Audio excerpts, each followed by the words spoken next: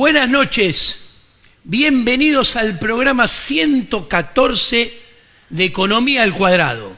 Nuevamente nos vamos a dar el lujo de tener como invitado a Nicolás Moraz para seguir hablando de la historia de las ideas del liberalismo. Hoy vamos a culminar con Inglaterra y seguramente Nicolás decidirá, pero creo que vamos a seguir con Alemania. Buenas noches, Nicolás. ¿Cómo andás? Buenas noches, Diego. ¿Cómo estás? Gracias por estar. Un placer. Muchísimas gracias. Bueno, concluimos la historia increíblemente apasionante y sorprendentemente enterrada por los lobbies canaperos liberales y por los partiduchos liberales, comillas, comillas, comillas, de la gran escuela de Manchester que a través del libre comercio acabó con el hambre en Inglaterra. Y vamos a hablar, ya habíamos comentado que Thomas Hosking era el editor jefe de la revista The Economist, una publicación prestigiosísima, hasta que la compran los inescrupulosos banqueros de la guerra y del imperio de la dinastía Rothschilds. Justamente el subeditor de The Economist es un joven muy peculiar, Herbert Spencer. De origen humilde y una inteligencia prodigiosa, Spencer abandonó la educación formal y fue uno de los tantos autodidactas de su tiempo que conquistó la mayor cuota de éxito posible. Herbert Spencer estudió lenguas muertas, filosofía, historia del pensamiento y ciencias duras y otras cuantas materias con su tío, que era pastor, y se empezó ganándose la vida trabajando en el ferrocarril.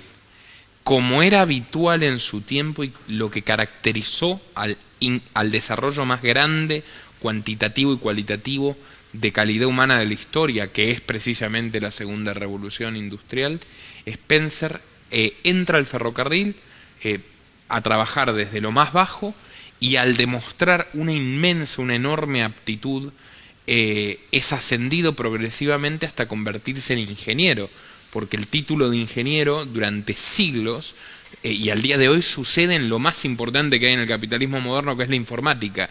Vos sos ingeniero si demostrás la aptitud para hacerlo. No importa lo que diga un título, un papel Exacto. pintado, que es un papel pintado, sí, que es el certificado emitido por la Universidad Estatal. Y Spencer llega a ser ingeniero ferrocarrilero, pero su inquietud intelectual no podía, digamos, dejarlo recluido ahí mucho tiempo, razón por la cual se destaca como un extraordinario cronista de su tiempo, como un estudioso de la dinámica social que termina siendo uno de los dos padres de la filosofía, que son Yin Yang, Auguste Comte, que es el mal encarnado, el secretario del aristócrata socialista Saint-Simon, que le gustaba a Domingo Faustino Sarmiento, o corregime. Sí, y la gran ironía es que Sarmiento, cuánto daño hizo leyendo a Comte y teniéndolo como autor de cabecera según sus propias memorias, y vos podés creer que Domingo Faustino Sarmiento, luego de tanto daño hecho al país, luego de haber mandado a matar a los argentinos en la cruel guerra del Paraguay, diciendo que la sangre de gauchos no valía nada, y donde muere de hecho como cuasi un castigo divino su propio hijo natural, Sarmiento muere en Paraguay, exiliado en Paraguay. ¿Vos sabías eso? No, ¿Y sabés qué? ¿Sabés qué? Según lo que me ha contado mi gran amigo Flavio Gardela, ¿sabés qué estaba en su escritorio donde murió? ¿Qué estaba? Estática Social de Herbert Spencer. Mirá.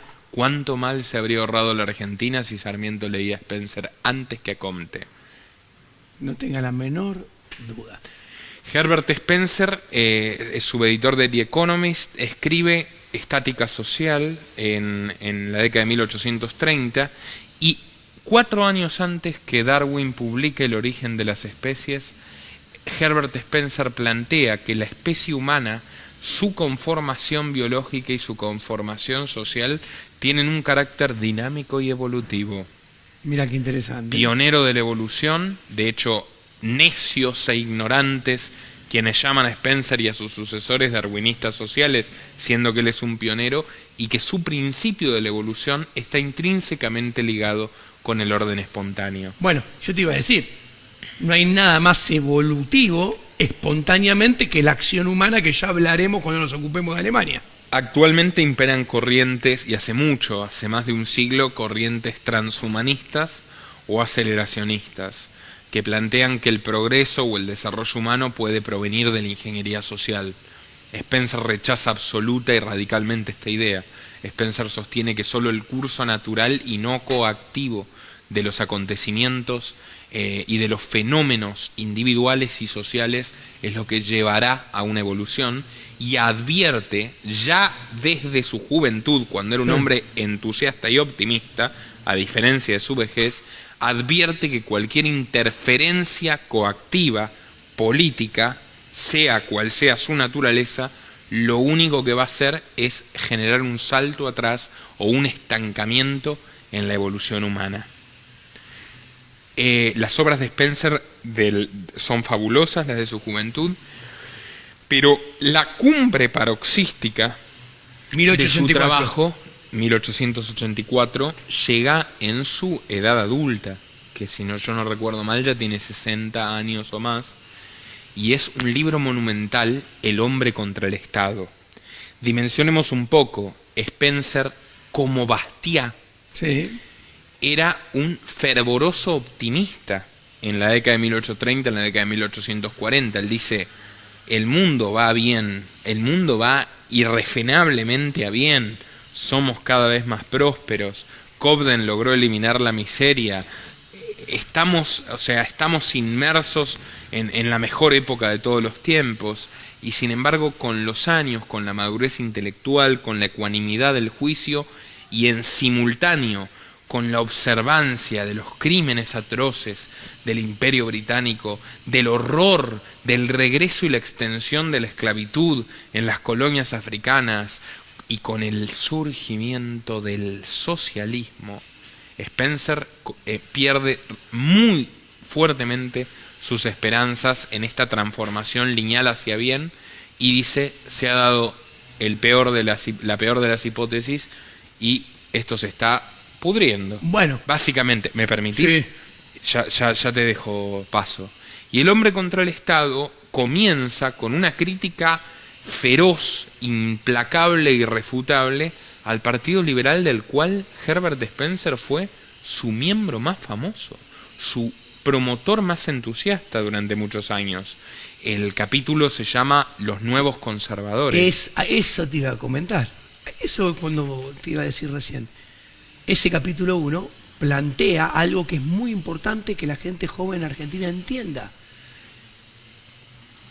Los liberales de antaño se transformaron en neoconservadores, que es lo que plantea Spencer en ese capítulo 1, y son la fuente del mal, entre comillas, que termina, como siempre digo, y vos lo remarcás, entregándole el triunfo en bandeja de plata al socialismo, con su belicismo, con su militarismo, con su imperialismo, que a través de él hacían negocios con sus empresas y el Estado, armas, municiones, barcos, etcétera, etcétera, sí, etcétera. Además, Spencer retrata con digamos, rigurosidad científica, retrata la estafa perpetrada por el Partido Liberal. A ver. Mostrando que a él y a toda Inglaterra le prometieron defender los intereses del pueblo frente a la nobleza, defender los intereses del pueblo frente a la aristocracia, defender la libertad individual y la propiedad privada frente al Estado, al mercantilismo, y defender la paz frente al imperio.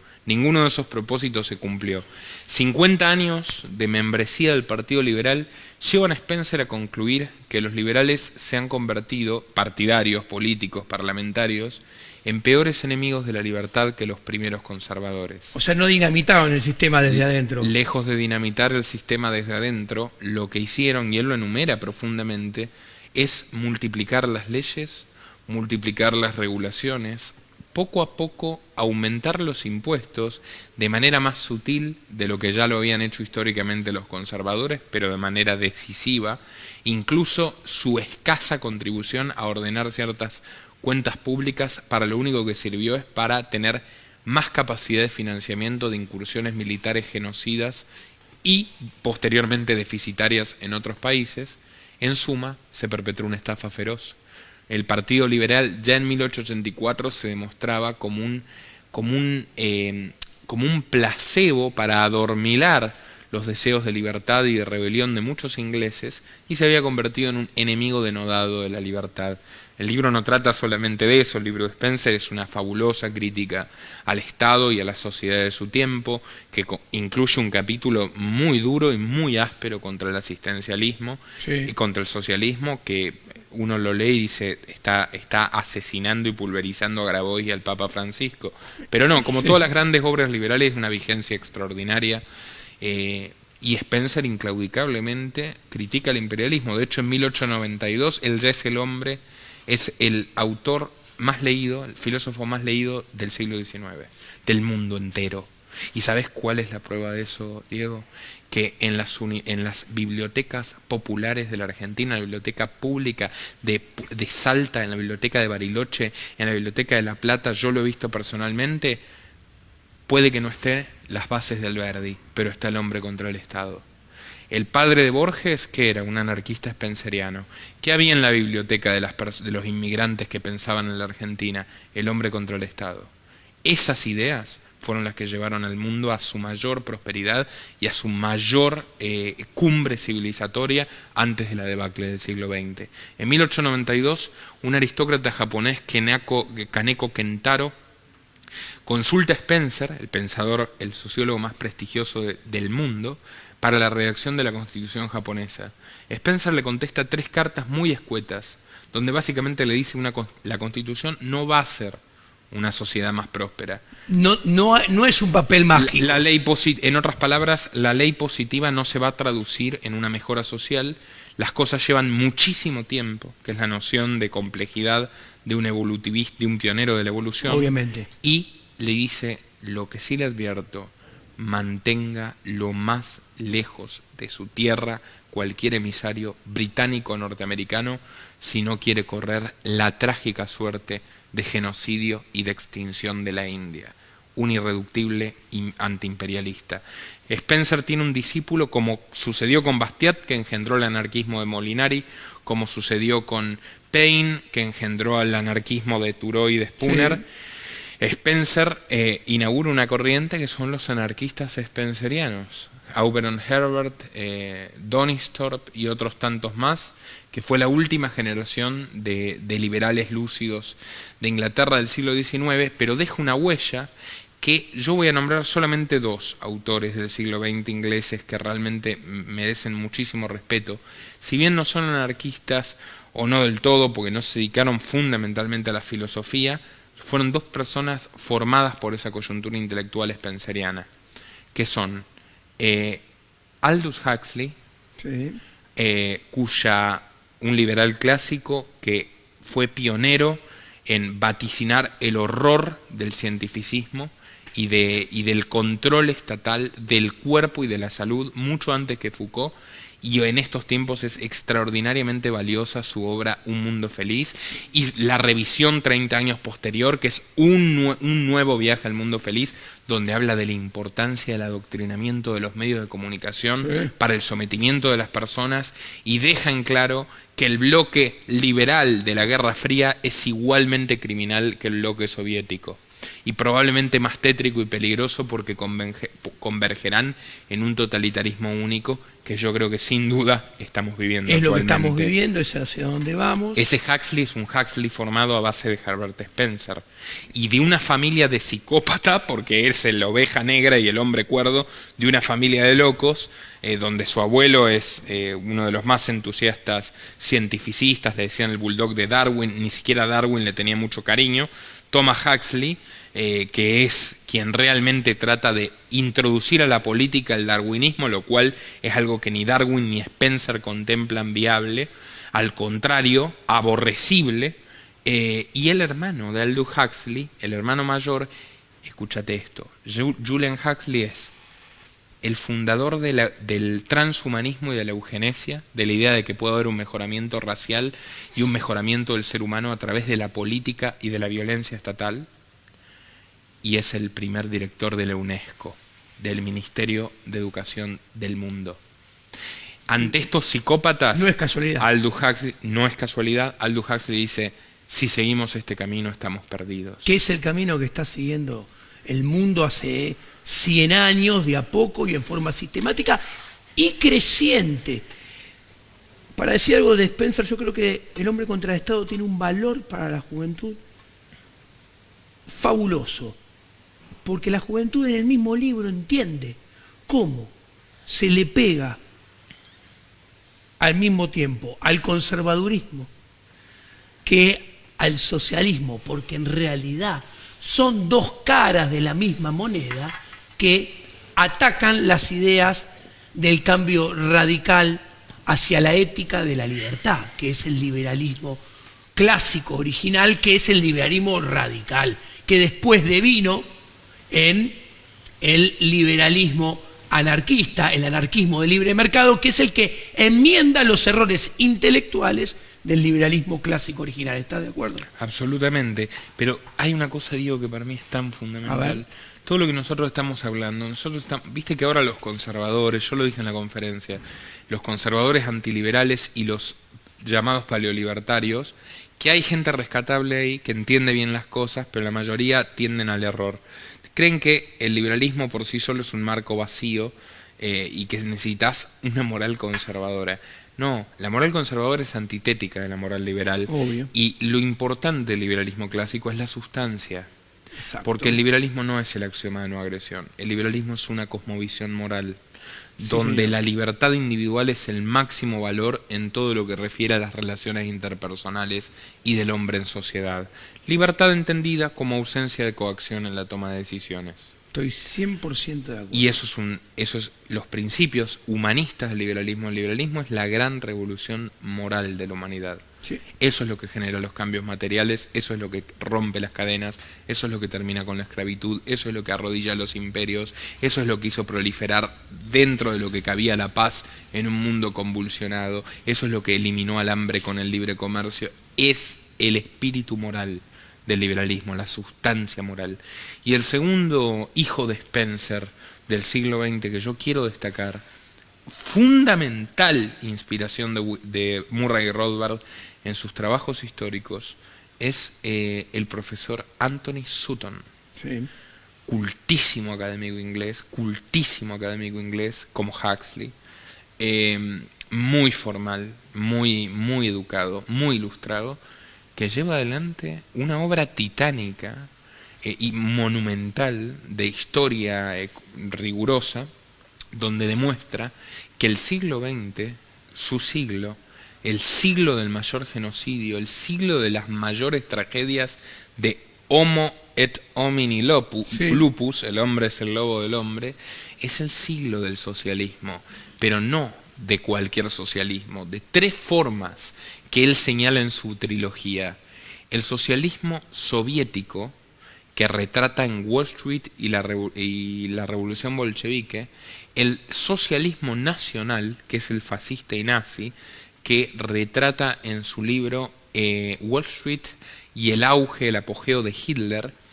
La mayoría de todos los libros que citamos en todos los programas están gratis en nuestra biblioteca de losliberales.org. Para quien quiera ir a descargarlos, háganlo, se lo sugiero, es mucho mejor leer. Sí, nosotros estamos haciendo una presentación. Y el socialismo corporativo. Sí. El socialismo corporativo que expresa en su libro Wall Street y FDR, Franklin Delano Roosevelt.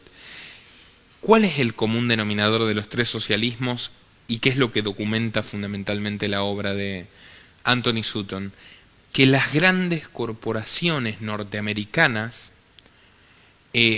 fueron las financistas, dólar por dólar, y banqueros europeos y occidentales, de la revolución comunista, de la revolución nazi y del New Deal.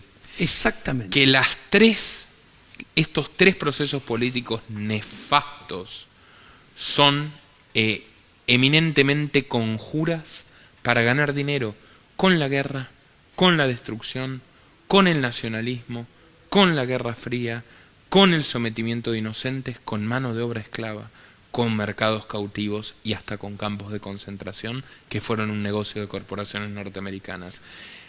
Demuestra verdades abominables, como que jamás se bombardearon las fábricas norteamericanas en Alemania, jamás cesó el comercio durante la guerra entre el Tercer Reich y las corporaciones norteamericanas. Como que Stalin sobrevivió, el comunismo ruso sobrevivió décadas con las transferencias de tecnología de proveedores norteamericanos que encontraron un gran negocio en que un país de 100 millones de esclavos miserables tenga monopolio de todo, le compre máquinas a una sola empresa norteamericana y eso les resultaba infinitamente más rentable que un país de 100 millones de habitantes que tenga 100.000 empresas o 10.000 empresas competentes entre sí.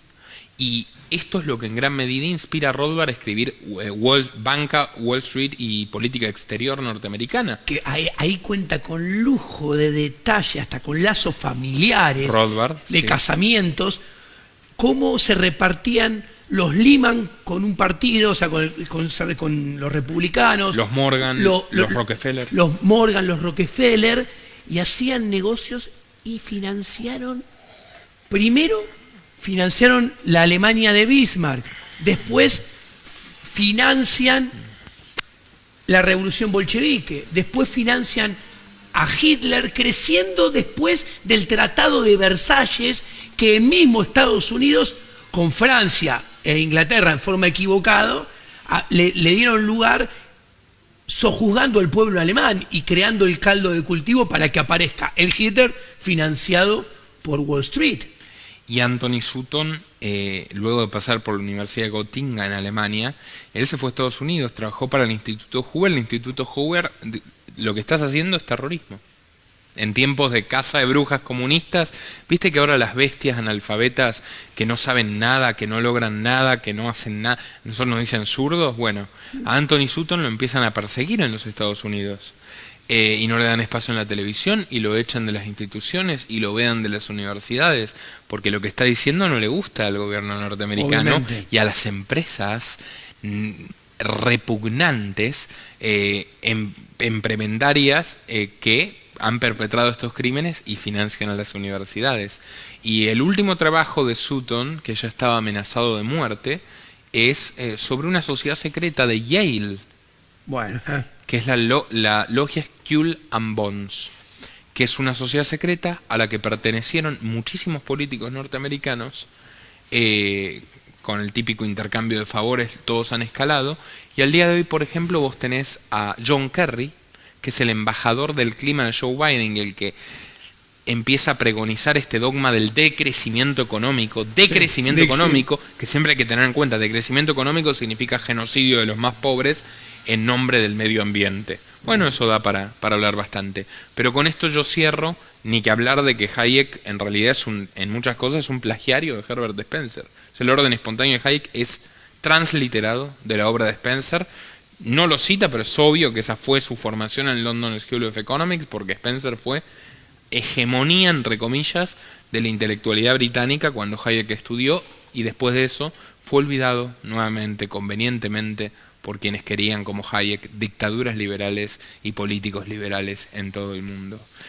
Esta es mi exposición final sobre el liberalismo en Inglaterra. Es muy interesante, para cerrar, que los jóvenes tengan bien en claro que Estados Unidos es el imperio que no dejó nada. Como dijo Keith Richards, guitarrista de los Stones, lo único que dejó el imperio americano es el blues y el jazz. Corrección, eso también lo robó. De los negros. Porque eso proviene de los negros. Y entonces, y es muy interesante cómo hay una asociación entre Estado americano empresas americanas y universidades americanas. Absolutamente. Vos nombraste a Yale, yo nombro a Harvard, que es el máximo exponente que surge de Massachusetts, de la educación puritana estatista, que es el modelo que copia Sarmiento, que lo único que siempre quiso enseñar es la obediencia religiosa y la obediencia al Estado. Entonces, entendiendo estas cosas, se entiende que la libertad no se defiende defendiendo a Estados Unidos, sino todo lo contrario. Absolutamente. Y bueno, el legado de los británicos probablemente haya sido, por cantidad de autores y de obras, el mayor al liberalismo, razón por la cual algunas bestias primitivas que todavía habitan en las cavernas y pretenden ser intelectuales y se hacen llamar hispanistas, consideran que es el lavado de cerebros del imperio, cuando sin embargo los mayores responsables de frenar al imperio británico fueron los liberales británicos. Así es. ¿Cómo seguimos? ¿Con qué tema querés seguir? Seguimos, si te parece... Tenemos 7 minutos en este programa. Tenemos 7 minutos, bueno, entonces me parece que deberíamos seguir con la historia más desconocida, que reconozcámoslo, era hasta desconocida por nosotros, sí, hasta hace poco tiempo. 5 minutos, que me dice el director. Es el liberalismo en Alemania. Y si ya el liberalismo francés, que es extraordinario, es desconocido, el liberalismo de Alemania, de los países alemanes, es absolutamente desconocido antes de la escuela austríaca. Y sin embargo existió, y a mí me encanta esta historia, que la reseña el gran historiador Ralph Raico, que era amigo de Rothbard. Esta historia condensa la historia de todo el liberalismo en muy breves años. Básicamente, si bien Alemania tenía económicamente el capitalismo más competitivo del mundo, sí, porque de hecho había una división política de los 6 o 7 países, principados chiquititos, que constituían lo que hoy es Alemania, solo uno era belicista, que era Prusia. La confederación era fundamentalmente para defenderse y entre todos competían, y esa competencia permanente y la falta de patentes, que nunca olvidemos que es un invento de la Revolución Francesa y del socialismo, sí, les permite incorporar y mejorar inventos de la industria inglesa, razón por la cual los ingleses siempre odiaron a los alemanes, sí, y fueron razones meramente económicas. El capitalismo alemán es extremadamente pujante, el capitalismo alemán es el que desarrolla los mejores productos, el capitalismo alemán es el que los desarrolla a menor costo. El capitalismo alemán se funda en una tradición milenaria de ahorro, que se burlan un señorito que se llama Friedrich Engels, que vive de la fábrica de su papá y que mantiene a otro delincuente que se llama Carlos Marx con ese dinero, sí, y también se burla un escritor posterior que se llama Thomas Mann, La montaña mágica. Bueno, seguimos en el próximo capítulo, si querés. No, me parece que es al lado que estaban ese ruido. Ok.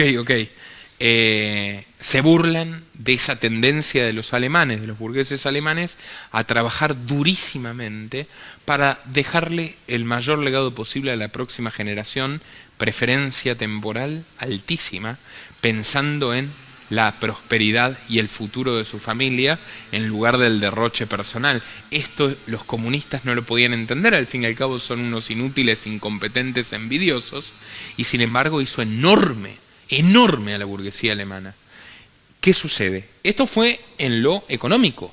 En lo social no eran tan liberales, vos lo sabes bien, sí, el puritanismo, el luteranismo no fue nada mejor que el catolicismo.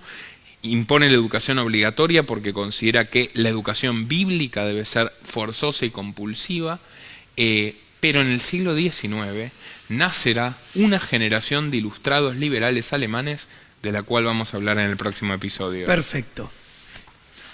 Bueno, señores, muchas gracias por estar hoy con nosotros. Nos vemos en el próximo programa de Economía al Cuadrado.